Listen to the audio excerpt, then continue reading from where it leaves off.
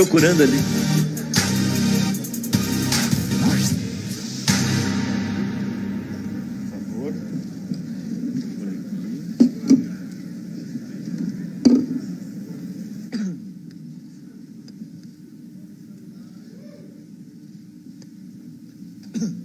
Oi, Marina. Oi, Luciano. Você está bem? Estou bem, graças a Deus. A vida está corrida? A vida está bem animada. Posso imaginar. Uhum. Bom, Marina, primeiro eu queria agradecer muito a tua presença, de ter topado em participar dessa conversa. O assunto é muito focado, então fica mais fácil da gente aprofundar um pouco mais as ideias. Te fazendo um rápido resumo, a gente está aqui há 2 dias. Ontem foi o dia que a gente trouxe experiências internacionais de como a tecnologia escalou soluções para problemas que no Brasil a gente julga que serem muito importantes. Então teve exemplos da Índia, da China, Estônia, Uruguai, Chile, foi super interessante. E hoje a gente trouxe o debate um pouco para o que pode ser feito no Brasil em saúde, em educação, em segurança pública, e eu acho que foi uma agenda muito interessante, que inclusive vai estar disponível para quem quiser. Então a minha pergunta, eu começo como eu comecei para todos: se hoje eu pegar o teu programa de governo da rede e for procurar lá no capítulo inovação, tecnologia, agenda digital, o que de fato eu vou encontrar? Boa noite a todos, a todas. Primeiro, obrigada por essa oportunidade, parabéns pela iniciativa. Eu acho que é um debate que tem uma relevância enorme para o momento que o mundo está atravessando e particularmente esse pedaço do mundo chamado Brasil. No meu programa de governo, você vai encontrar, nós estamos fechando as diretrizes e estamos também fazendo o programa, como em outras oportunidades, de forma bastante participativa, ouvindo especialistas, sociedade, mobilizando as pessoas. Uma das coisas que vai encontrar é um grande enunciado da tecnologia para que a gente possa ter um Estado aberto e transparente. Ter um Estado que seja capaz de usar a tecnologia para que as pessoas sintam que ele é mais acessível e de que as informações e os dados podem ser utilizados a serviço da boa gestão, a serviço do contribuinte e para combater toda e qualquer forma de desvio. Isso é um dos nossos enunciados. No entanto, vai encontrar também que a tecnologia não é um fim em si mesmo e de que se ela for apenas uma tecnologia, sem a devida participação das pessoas na formulação das políticas públicas, você muitas vezes não consegue transformar aquilo em uma cultura. E é preciso que, antes de mais nada, ela ande de mãos dadas com o desejo, com o hábito, o envolvimento das pessoas. Uma outra coisa que você vai encontrar aí dentro disso, não é a questão da transparência, para que a gente possa ter uma sociedade que se envolve de forma previamente informada. Não basta você ter os dados. Hoje a legislação permite que você tenha acesso aos dados, mas as pessoas não sabem como usar esses dados. Então é fundamental que se tenha um processo de mediação adequado para que o cidadão possa ser, como a gente usa na linguagem ambientalista, previamente informado, quase que previamente informado. E uma outra coisa é a tecnologia impulsionando serviços públicos para que esses serviços possam ser mais acessíveis e de qualidade.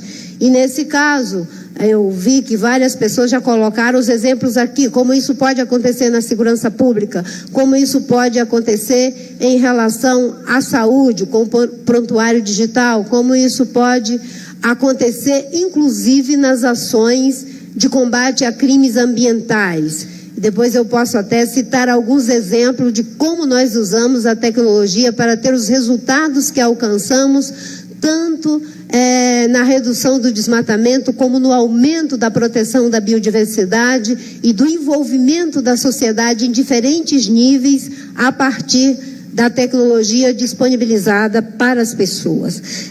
Nós estamos trabalhando também né? Aí já são outras ações mais específicas que têm a ver com, enfim, a demanda que todos estão colocando da identidade digital, aonde a gente, a partir de um documento, já esteja devidamente identificado para enfim, a sociedade e para, enfim, as várias necessidades que se tem.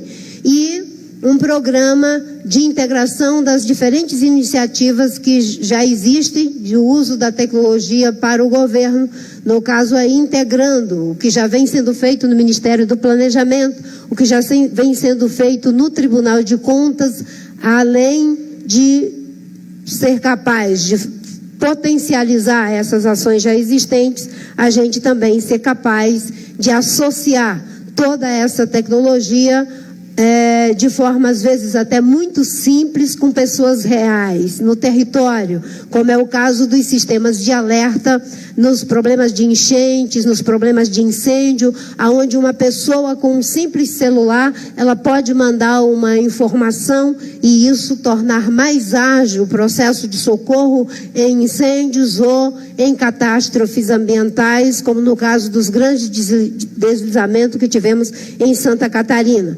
Então, são uma série de questões e, por último, nosso programa de governo parte do princípio de que boa parte dos problemas técnicos já estão resolvidos. O que nós precisamos é do compromisso ético de colocar a nossa técnica a serviço do Estado, a serviço da sociedade, a serviço do empreendimento, do conhecimento, da tecnologia, da cultura, da inovação, de novas formas de relação do homem com ele mesmo, do homem com a natureza, do homem com a gestão pública, do homem com suas empresas, com seus negócios, com seu sistema de justiça.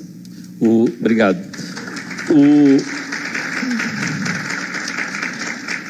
Presidente Geraldo, agora há pouco, queria ouvir tua opinião também. Uma coisa é quando a gente escreve como a tecnologia pode escalar a solução de problemas. Outra coisa é quando você, de fato, tem a caneta na mão e precisa mudar toda uma dinâmica que hoje é pesada, arrastada, cara, ineficiente. Hoje o brasileiro paga talvez os impostos nos impostos mais caros do mundo para ter os serviços também mais ineficientes do mundo, os que são prestados pelo Estado em sua maioria.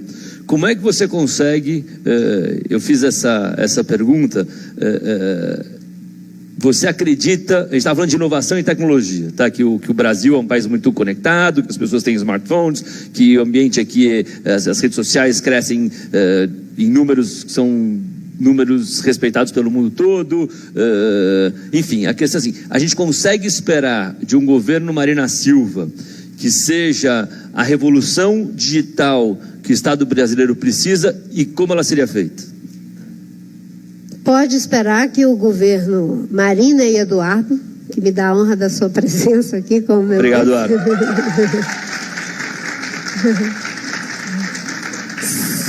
Obrigado.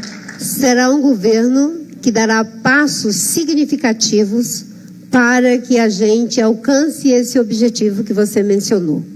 Eu acho que em 4 anos, né, Ronaldo, não se pode dizer que será, mas podemos dizer que sistemicamente introduziremos, vai ser uma redundância no sistema, as bases necessárias para que se possa ter uma mudança substantiva, não é, nos processos de gestão. E você falou uma coisa muito interessante, né? Uma coisa é a gente concordar com todas essas linhas gerais. Outra coisa é fazer o que foi feito na Índia, fazer o que foi feito na Estônia, fazer o que vem sendo feito em outros lugares do mundo, quando você está com a caneta na mão.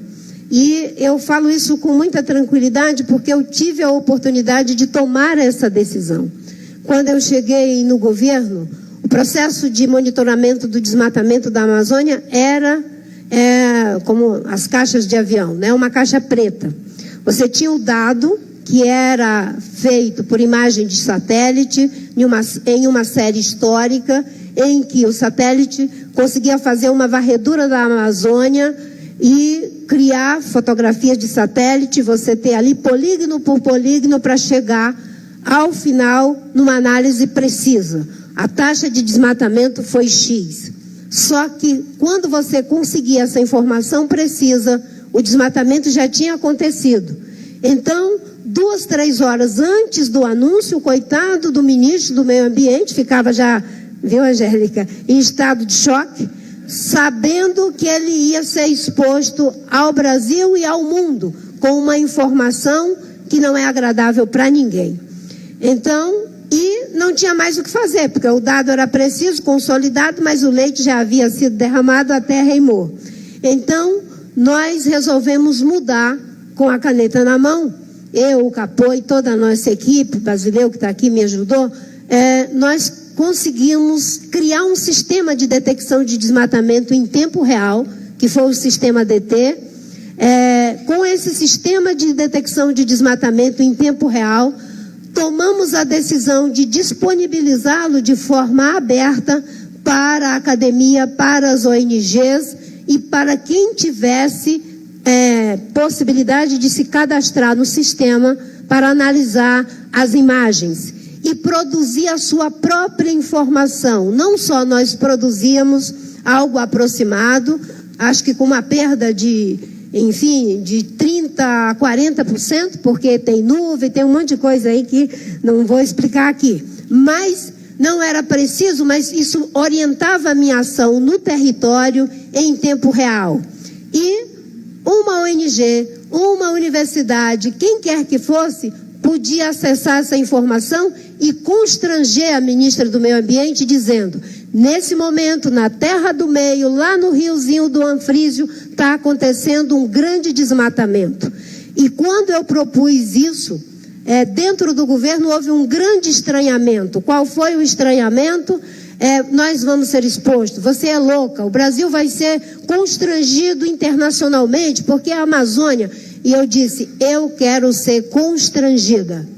Eu quero passar pelo constrangimento ético de saber aonde está acontecendo o desmatamento e ter que explicar para a sociedade brasileira e para a opinião pública internacional que esse desmatamento está acontecendo, mas eu não tenho um helicóptero, eu não tenho uma equipe do IBAMA, eu não tenho a gasolina, eu não tenho o carro para ir lá e controlar o desmatamento. A tecnologia a serviço da proteção do meio ambiente, a tecnologia a serviço da ética na política e a tecnologia a serviço do cidadão.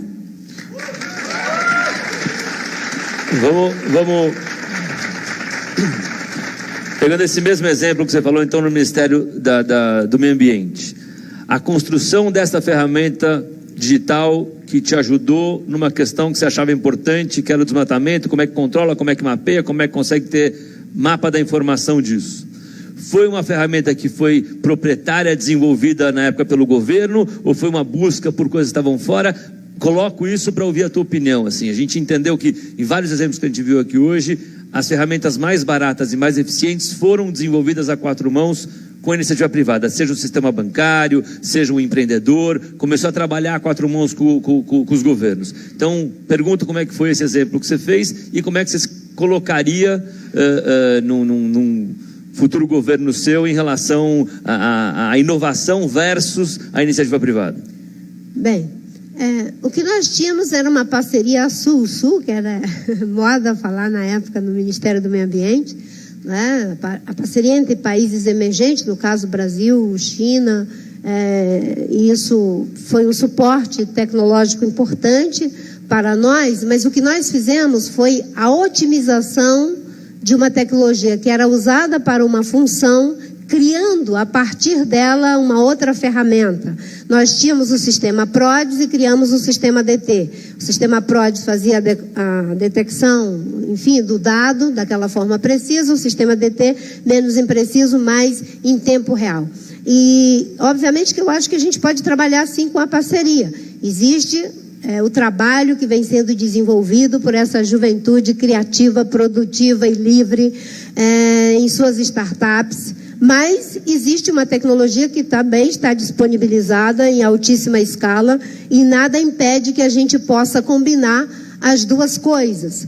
E, obviamente, que nós temos boas experiências. Não é? Todo o trabalho que vem sendo feito no campo das células fotovoltaicas para geração de energia solar, enfim, na China, no mundo inteiro, temos grandes avanços, não impede que a gente tenha no estado de Minas Gerais um grupo de jovens pesquisadores e desenvolvedores que foram capazes de produzir também uma placa solar de garrafa PET, que é algo fantástico. Aquilo que leva, enfim, precisaria de um container com toneladas de material, eles conseguem colocar num rolo em 80, 100 quilos.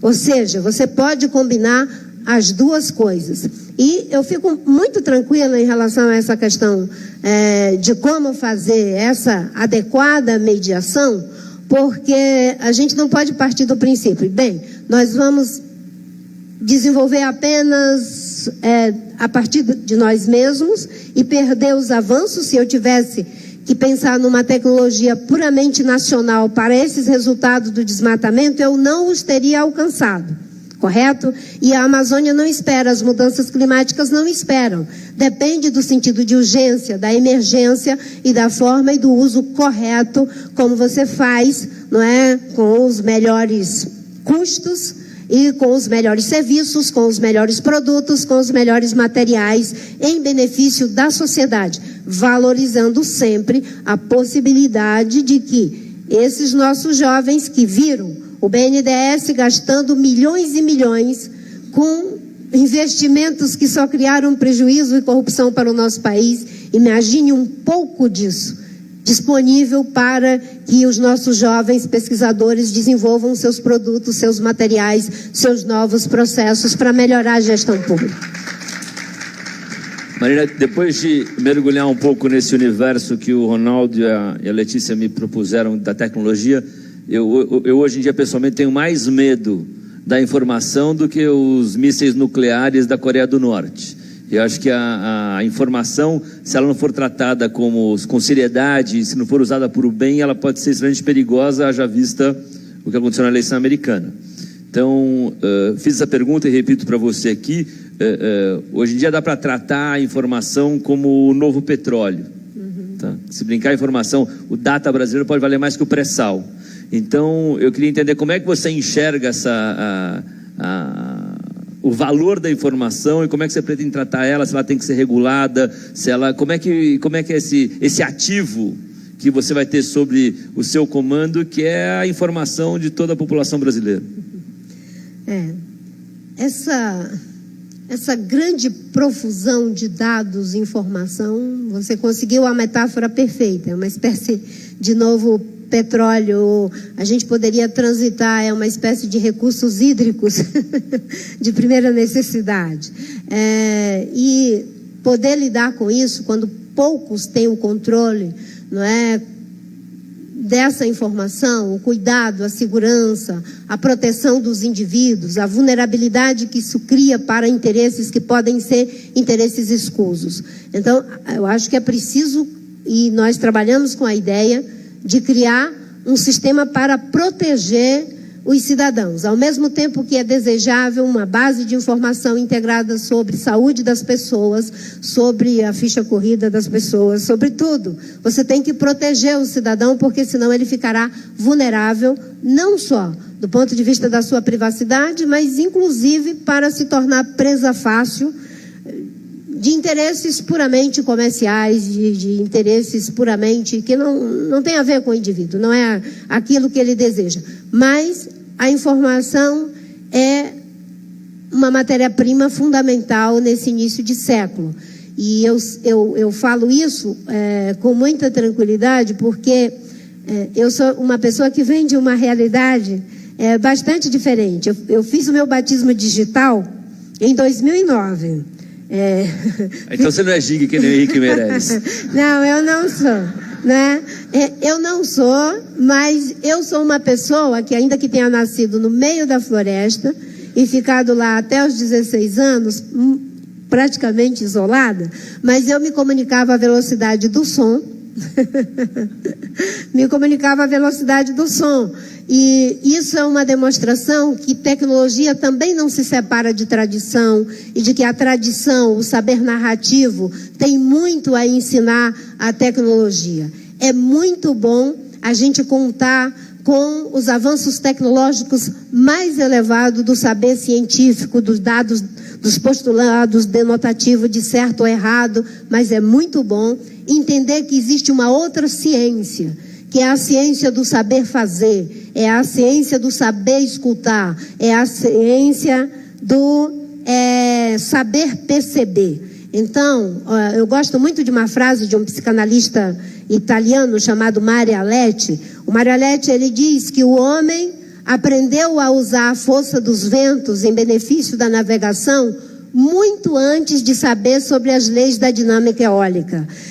Nós levamos quantos milhares de anos para descobrir as leis da dinâmica eólica? No entanto, o saber narrativo das pessoas, a partir da sua relação com a natureza, aquilo que se chama conhecimento associado a recursos naturais, já sabia usar as forças dos ventos para navegar. E assim e é isso que é a base do conhecimento científico, aqueles que sabem olhar e perceber, ouvir e compreender, e depois isso é transformado em uma lei e uma fórmula.